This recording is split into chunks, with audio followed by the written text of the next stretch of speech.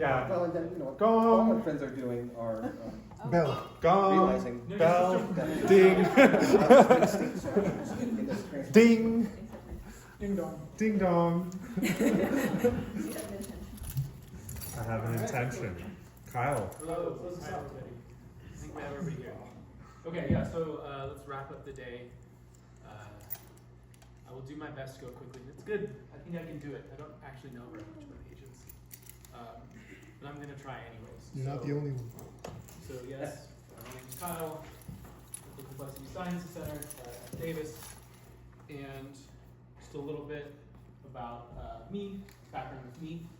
I do a lot of work with stochastic thermo, information physics, machine learning, and I have a huge focus on trying to develop energy efficient computing, which has some kind of electrical engineering, some thermodynamic, and combination kind of stuff. Now, this feels like maybe I would know about agency or something, you know, got like information physics, machine learning in here, and stochastic stuff, but in fact, it's not something I've thought about that much, except for the kind of the most elementary example. And what I want to do is kind of frame what to expect today. So lots of questions, because I have a lot of questions, and hopefully you can get opinions about them, because I don't think the answers are clear to any of them. Potentially baseless claims on my part, but maybe interesting. And no results. I'm not going to show any results. So I'm just going to pose questions, pose framings. You're in good company. Yeah. And so I think maybe what we want to start with is, does agency exist? It's a reasonable question to start with. And there's kind of an unfortunate thing, and this comes with physics a lot, right? Which is, if you believe that the world is governed by deterministic dynamics fundamentally, and there's these equations of motions that govern everything, then it's like nothing exists. Like no like abstract concepts like agency or free will. There's just like things evolve the way that they're going to evolve because of the state of the universe, and that's the end of the story. And that's kind of true in a very general way that's not useful at all, right? Because of course, agency does exist. We were talking about it all day today. And this is where we get like to this contrast between truth and phenomenology or something, which is we observe agency, I experience agency all the time, and clearly we found it to be a useful concept to talk about. So it has to exist in some way.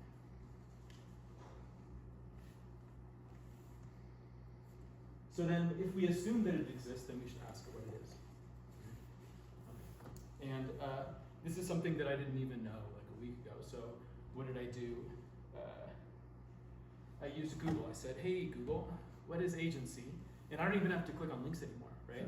Because Google will have Gemini and will just tell me what it thinks agency is. And I thought, well, it was probably as good as anything I'm going to click on. So what it said is, agent is something that can perceive the world, make a decision, and then take an action. Okay. So let's just take that for a second as the definition of agency. I think we all know this is going to be somewhat woefully inadequate. But just a quick sidebar about the physics of agency, because that's what we're talking about. This framework of perception, decision, and action is actually something that we understand the physics of really well, right? Because this is a framework of the Maxwell-Steven, right? The Maxwell-Steven perceives something, measures something, takes notes about something that it wants to control. It makes a decision, right? It sees a particle that it thinks, I don't want to let this one through because it's a cold particle, right? And then it makes an action, presses a button. It says, you know, slam the door shut. Okay. And there's actually not a lot of mystery in terms of the physics of this. This is really just a physics of computation question. And it's well understood formally. Like if you can write out the map from what the initial distribution is, what the map is to the final distribution, you can say how much kind of resources it takes, how much work it's going to take, how much heat is going to be dissipated at a particular finite temperature bath.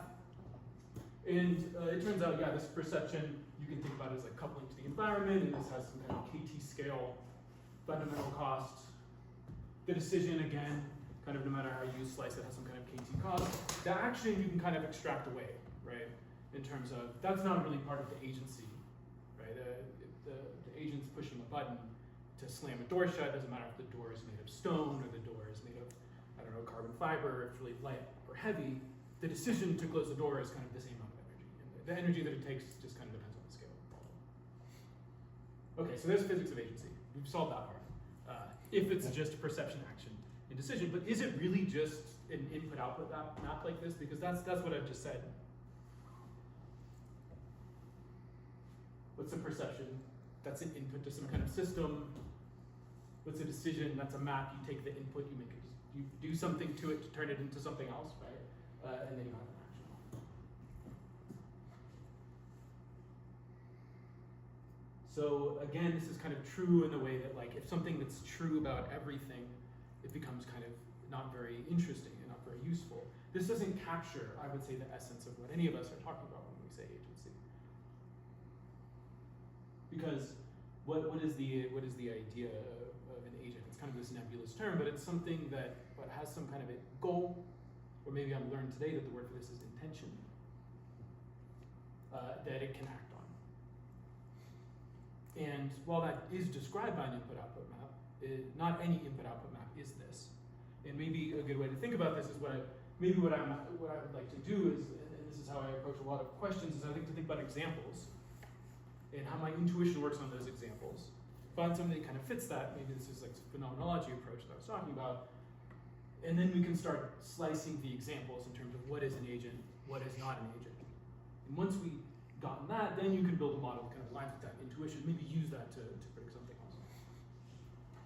So here are some things that I just threw up here to say, like, what do we think?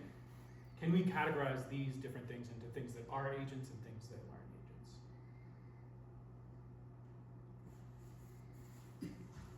Yeah. I would say the bottom half contains a fair number of agents. Interesting that you're just slicing it top and bottom half. Did you see some kind of organization here? It looks as if it's a progression from least agentic to more agentic. Interesting. So you think like an earthquake is more agentic than slime mold? I'm not a poker player. I just see the top line as being very non-agentic, but yeah, I would agree with you on that one. Yeah. Right? I don't think there's anything very agentic about a coin, even though it is an input-output map, right? I don't know, what about a thermometer? Is that more agentic? Maybe. A coin, if you want to flip a coin or do something, you have to pick it up and you have to do something with it. Thermometer kind of passively is taking in inputs and then it's adjusting its state according to the inputs, and then it's, I don't know, maybe there's an argument that there's something more agentic about My that. thermometer is online. When the net goes down, I can't turn my heat on. If I maybe have a fully mapped out, understanding of the mechanics, then I do no longer want to call this an agent. But if there's like parts that I can't really reduce, then I should model it as an agent, which is really sort of a measure of like some irreducible survival that I can't really. Yeah, I think that I'm highly aligned with your perspective on that. And so, and that has a lot to do with what's going on here, because you can kind of see like it's quite easy maybe to make a model for playing roulette or something, like in terms of your action and what your reward is, because it doesn't really matter what your action is. We're pretending that this doesn't exist. The ideal roulette that's totally fair. We're totally unfair, let's say. But the thing, it's interesting, like in the last slide in here, I feel like you're putting a lot of emphasis, which maybe is the right way to think about it, it's different than I think about it, on the perception. My cartoon of an agent is something that affects things in the world. So I can imagine an agent that doesn't perceive anything, but it's very agentic. Like somebody some idiot running around shooting a gun who's not, or whatever. That's an agent. I mean, one thing this system could never be is kind of strategic about it, because it can never tell what its actions lead to. But is that? But is that? That's like an earthquake, right? An aspect of agency. Well, okay. That's my why I put an earthquake here, right? Earthquake is something that affects the world very strongly when it happens, but I don't think of an earthquake as agentic. It's what's the plan there?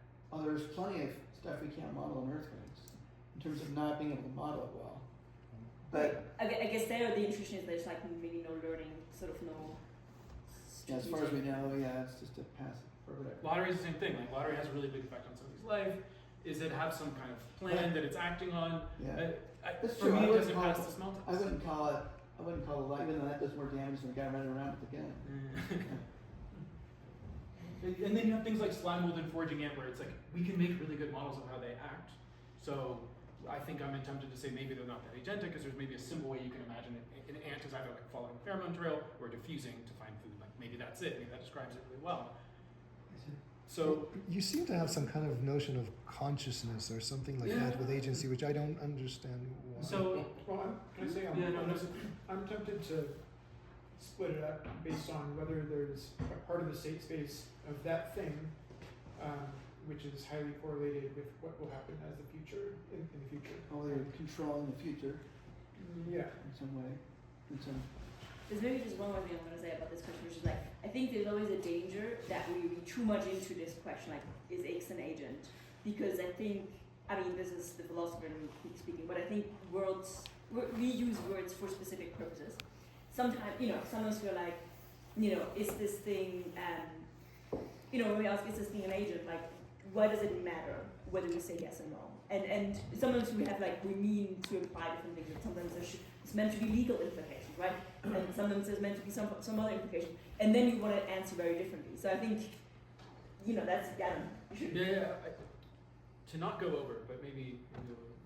Well, I think that's an important point, because I think we value agency. We value giving people agency. When you put somebody in prison, you take away their agency, and that's part of why it's cruel, right? So understanding. You change their agency, you take away their freedom.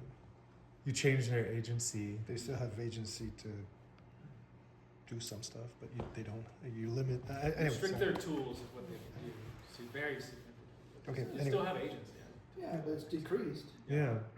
There's something. Yeah. I mean, maybe that's something we need to Anyway, understand This is, is implying that there's not a binary of agency, but there's a spectrum of agency, Yeah. right? There's certain amounts of agency, which is of course where I'm going with this. I mean, is agency a function of the entity itself or its context? Okay, so let's pause that question, and we'll get back to it very, very soon. But first, I do want to just kind of build up what I think is going from something that's definitely not an agent to something that definitely is an agent, perhaps inspired by the heat wave that we were going through in Sacramento last week. So you have like a thermometer. Okay, so I heard that on that. We kind of agreed that's not an agent. It's just it's taking information in from the environment. It's not feeding anything back, and it's acting just based off what the environment is telling you. It's changing the temperature. Why is it not feeding anything back? If it's connected to an AC or something, what do you? It's not. It's just a Oh, it's thermometer. just smart. It's not a Sorry, yes. thermostat. The thermostat is the next. Sorry, step, right? thermometer Yeah. without any Yeah. kind of, okay. So that's now what we it is. have this Goodness. feedback, Right. and there's some ways we can say, okay, now the thermometer has a goal temperature, and it's feeding that back into the environment if what it's getting in there isn't aligned with its goal. Okay, it feels more agentic, but for me, I'm just going to say I don't think it's an agent because it's too easy to describe what it does. It's like if it's too hot, it makes it cold. If it's too cold, it makes it hot. That's it. There's nothing else going on there. It's so easy to describe it mechanistically. It's not very useful to call this thing an agent. It's just as easy to say this is a thing that has. I think you're picking up on the wrong thing. I think the thing is that it's not flexible, and that's not that it's easy or hard to describe. I think that's but anyway, okay. No. I mean that's Okay. maybe that's more important actually. Plus, I don't know if the thermometer has a goal. Thermostat. Thermostat. A thermostat has a goal. No, Has a temperature. Yeah, you pull the fast one. It has a Yeah, target. it's a Target temperature. But if is it just is it a system that's just phenomenologically reacting to whatever it's throwing? Here's a. I should have changed this to thermostat instead of thermometer, but I didn't. Yeah. This says thermostat. This says they should both say thermostat. You've set a goal, and it's now feeding back to get that goal. But I'm still, we can throw somebody else in here to make it a little more agentic. There's a thermostat user that maybe flexibly wants different goal temperatures depending on what's going on, like if it's cold or hot outside, or if they just went for a run, and then they're able to feed back based on their current state, which comes in from the environment. There's some feedback here. Okay. To me, like we're just kind of moving up this hierarchy of agency, I would say.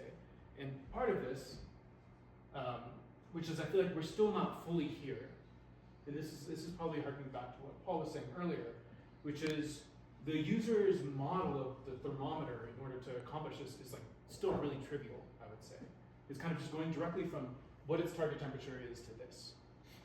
And it's not really caring about the environment just drives it into what the goal state is. The real agent is what I'm gonna call the thermostat bandit.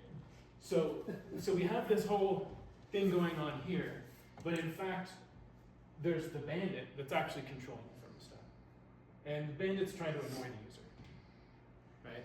So now it's dynamically setting the goal based off of reading the dictates from the user, with the goal of driving the user into a particular state.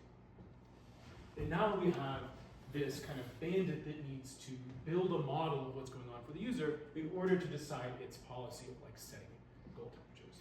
And I would maybe argue that it's this kind of, you can't see this red circle, but there's just kind of this joint system here that's the agent that includes this guy who has the kind of the intention in the world model, and then this thing which allows it to act on that intention. But So couldn't I push back and say, I mean, it's a simpler model, but the thermostat has a model of the world. It's just a one parameter model of the world. yes. And it has a goal. It wants the world to, be at the temperature that it sets, right? So I feel like, yes. I mean, maybe you're, No, I this is could where you're leading me and you're gonna say there's gonna be there's a spectrum of agency, but I feel like those are different quantitatively, well, not, they're quantitatively different, but you could argue that. Yeah, I don't know. Yes. Like, is it more important the distinction between it has no model and has a model versus it has a one state model and it has like a 10,000 state model? It's more than a one state model, but it's a one parameter. Something very simple. Because it can my thermostat can distinguish a fraction of a degree. So I don't know how many states that is. But even if it's only state-wise, is it higher than 72 degrees or lower than 72 degrees? Yeah. That would be like Oh, I one bit, see. Yeah. It's like just Okay. but it's still a model. Yeah, that's a good point. That's a good point. So I want to get back to this idea. That's Like, right. this is just my hierarchy of what I think is not agent to agent with this particular example. And I don't think we have like a good definition I can plug in that can say for sure if I'm right or not. But what I do think is the idea of when is it useful Yeah. to define an agent? When is it useful to say that thing is an agent and that thing is not an agent? And I think that's where we get to this kind of thermostat bandit versus thermostat situation. Because it's not, I don't know how useful it is to say, oh, this thermostat really wants it to be 72 degrees. But it might be very useful to say this thermostat bandit wants to annoy this guy or that other guy because that's going to change its behavior. So my kind of proposed heuristic, totally qualitative and very subjective, to be fair, is that, it's useful to call something agentic behavior when assigning the motive is kind of more useful than just giving like a purely mechanistic explanation. It really gives you something. And that's why a particle going to the bottom of the well isn't an agent for me. What are we getting from saying that's an agent? Basically nothing. So what, an agent is something when it's useful, people argue. Maybe it's a silly definition, but I think for me it makes a lot of sense. Now, how do you turn this into a quantitative thing? That's a bit trickier. But it does kind of hint at this idea that there's this spectrum here. There's things where you're getting absolutely nothing from assigning, here what did I say, a motive? Let's say an intention. I feel like that's a good term. Yeah. I feel like this could be connected to computational complexity, whether or not an agentic description of behavior is simpler than Yes. a mechanistic explanation. Do you mean algorithmic complexity? I mean, I think there's a variety of forms of complexity we might consider, but maybe in this case, it would be predictive complexity, like statistical complexity. Yeah, I think that's my proposed path here, is to come up with some complexity measure that we can use that aligns with what makes sense in terms of this, that we can use to kind of like measure degree of agency.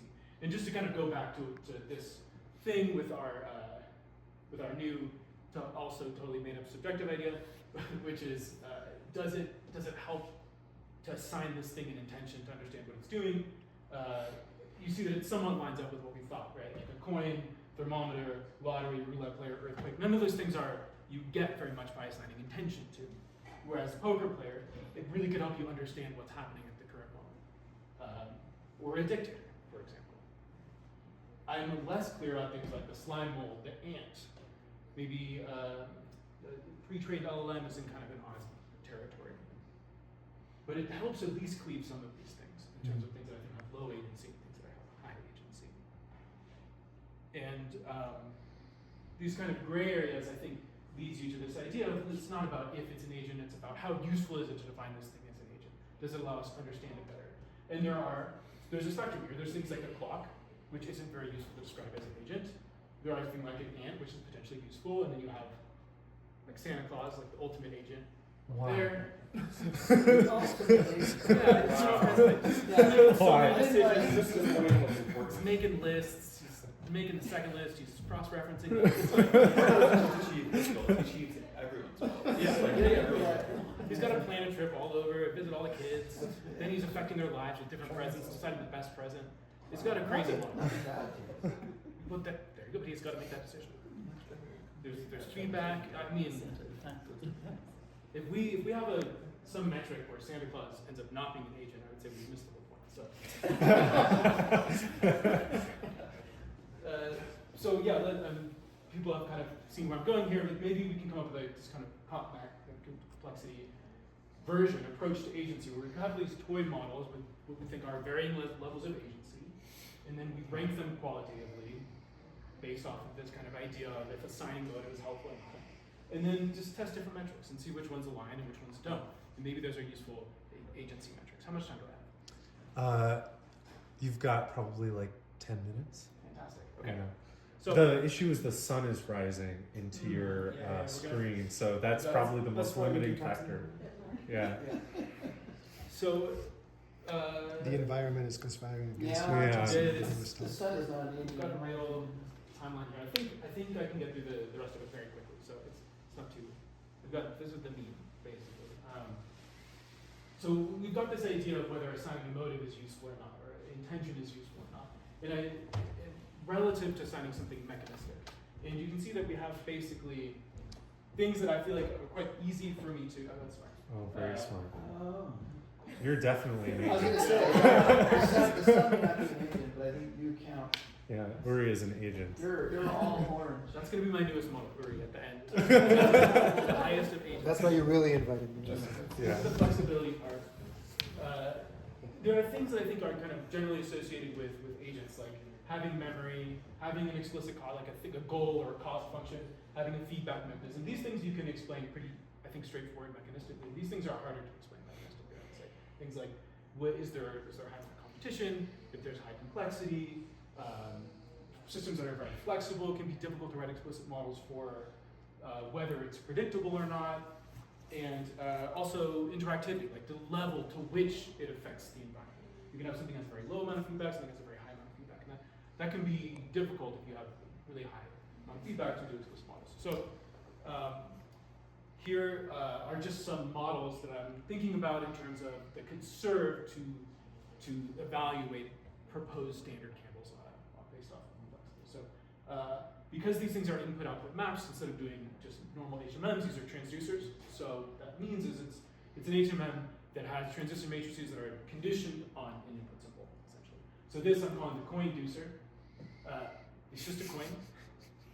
And what it has is an input that, I think power went out briefly. No, but wait. I see a blinking light. It came back on. Do we wait or press the button here? I think press the button when it stops blinking. Yeah, it's not. It stopped you. It's starting up. All right. We were We talking are- about how the environment is conspiring against you. Yeah. I mean, the Struggling. sun, It's good the to go. power grid. Yeah, maybe that was the microwave drawing too much power or something. I don't know. Oh yeah, that guy's on fire. Oh, maybe it just overheated. It could have happened. I think everything went off. Yeah. Oh, Yeah. okay. No, I think what happened is right now the fan is going because the lamp is really hot and doesn't want it to burn, so it's trying to cool it. No, I agree. I just wondered if it shut out for that reason. Yeah, but- because it's So we can explain it away because other things turned off too. Yeah. Okay, well I can explain it in air. Hey, it's going. No, It's gonna warm up. Doing something. It's gonna brighten up. Oh. Yeah. Hey, look at that. Whoa. Okay, just wait a moment. It'll get brighter. Oh, that's cool. Yeah. Okay, well as this thing is fading, there's an input and there's an output. So the input here are zeros and ones. Some other process I'm just abstracted out of here to tell it, are we flipping the coin or not? This is like a person. Zeros means you don't flip, one means you do, and it has outputs of heads and tails. And so the idea is based on its current state. It has some memory here. It's going to have different outputs if you flip it or if you don't flip it, right? And we should see, if we took these two strings and did some kind of complexity measure on them, that any agency metric we have would assign, like, I think, no agency to this. We could also have like something that has just feedback, right? We talked about something that's just memory. This has just feedback. So here's kind of our climate control guy. It's able to control the environment by moving different temperature states back and forth. There's some ambient temperature, which is stable. And the idea over here is that it doesn't have a particular goal at this point. It's just given these input symbols, like if, for example, if it's hotter than the goal temperature, it could either do nothing, lower, or raise the temperature. And it could do that no matter what the input is. And as long as it has all of these things, it's just something that can control the temperature and not an agent. But if we kind of introduce both cost and feedback, so that we ascribe maybe some of these states as goal states, and then kind of prune these transitions such that it will, for example, not make it hotter if it's already hotter than the goal state, all of a sudden we've kind of increased our level of agency, if that makes sense. So I would kind of imagine that what we could do is sweep through different policies of this. And you should see that a thermostat that's acting in order to keep the temperature in a certain realm would display like a higher agency metric level than something that was just kind of randomly, totally unrelated to this thing. And we should be able to establish that. I think that's very similar to what Alec was talking about in terms of predictive complexity or something. Yeah. And so that's kind of what I was just saying, is that we can see that this kind of thermometer versus the thermostat that's been pruned in order to, or this kind of temperature guy, and this guy that has a particular goal, should be able to be distinguished, even though they have what's basically the exact same architecture, the exact same geometry in terms of the model. This guy will have a policy that has a particular goal, and we should be able to just observe that if we have the right metric, and just the kind of output strings of these guys. Okay, let's skip that one. And then here's kind of a memory cost and feedback triple combination. So we got all of these things. We have the public and the dictator. So you have maybe a public here that's able to comply with orders or resist orders or ignore them, depending on what's going on with different probabilities. And like in this case, every time it resists, it gets more likely to resist the next time. And so the dictator could have different policies depending on what it wanted to optimize. So let's say it wanted to optimize the number of compliances, minus the number of refusals. There would be different models that it could have based on how much memory you gave it in terms of, if it's memorizing how many refusals you've gotten, blah, blah, blah, blah, blah. And again, this would be a good, very simple model that you could use to kind of test a metric. Because a dictator that is just randomly issuing orders and not thinking about any particular goal, not trying to optimize something, should, in theory, appear different than one that's actually trying to do something. And okay, so just to kind of wrap up, maybe a couple of other models that I think are slightly interesting, maybe things that I think, here's my natural disaster, my earthquake situation, something that I think shouldn't appear agentic, but would have a very strong effect. You have some kind of disaster, which in this case it's memoryless, it doesn't have to be, but just for simplicity, it almost always does nothing, but occasionally emits a 1, which means a disaster happened. And then you have like a town, which is some model that has a stable component over here that as long as nothing's happening, it kind of stay here. But whenever you see the disaster, it kind of gets randomized out through a bunch of transient states and then will trickle back down. There's only so much agency that this town should be able to accomplish. Right? It's kind of like, it doesn't matter if like it's always transitioning back to the stable state and not ever going in here if the goal is to stay in stable state, because whenever it sees this guy, it's got these uncontrolled transitions that just randomizes it out to these transient states. So this is a case where you have like a very impactful input, but in fact no agency. And of course this could also be extended to places that kind of, we could really increase the complexity of the task. So maybe you have some kind of maze and a mouse in the maze, where the mouse is, I haven't even drawn the model because it gets a little tricky if you want to draw it simply, but maybe you can go issue orders like I want to go left, down, right, or up. And you have a maze which basically is just returning like, were you able to do that or were you not able to do that? and you can imagine a policy, a mouse that's just kind of diffusing around randomly versus one that maybe has access to a low range. If it has access to a range or has access to a memory, then it would be able to solve this thing more efficiently. And those should show different levels of agency according to the metric. So for the metric that I'm proposing, I don't know. No. Yeah. But I think there are several people here. You can learn it based on because you have opinions. You could score those guys and then learn the metric. No, it's a good point. It's kind of like the Shannon entropy, right? Or isn't that kind of how entropy was discovered? Is like, let's propose qualities that this function should have, You and had then three you discover. desiderata that Yeah, were yeah. trivial. Yeah. I think So it was a post hoc thing though. yeah. Okay. Yeah, I don't It's a think really good reason to think you're done trying to figure out what entropy is, but it wasn't necessarily. Yeah, he first worked on cryptography, and that was classified for a long time. And there's a bunch of interesting game theory results he had classified. So it was probably closer to this than before he came out. Yeah, I think Shannon for sure curated his public, scientific, and personal image, right? I'm sure whatever he's going to present the cleanest, Yeah. most logical picture of how he. He also wanted to be able to use his measures. So Yeah. So I don't he know. I left don't out know. his real. I don't know. But I know there's people who are really good at coming up with complexity measures, understanding what they mean in this very room. Ooh, yeah. So, and I'm quite interested to know if this approach would work, because I think it's at least very approachable. So what's your intuition based on maybe some of the ideas that maybe on the room? I think I some ideas of. I like the earthquake example a lot because the idea it has such an effect on the future of something, but in a way that is like totally not random and cannot be associated with like the pre-internal state of the earthquake. Oh, well, faults aren't simple, they're fault systems, and they have a lot of memory, and they dendritic structures and all sorts of things. And maybe over a million years, San Andreas got kind of angry. Maybe we will be able to now measure that, right, after we do this. Well, it's hard to. But I do think it has something to do with kind of correlation, there's these ideas of like building an internal model, trying to predict what's going to happen, which means that you would think that the internal state of the agent should be correlated with the future of the thing is trying to control, perhaps.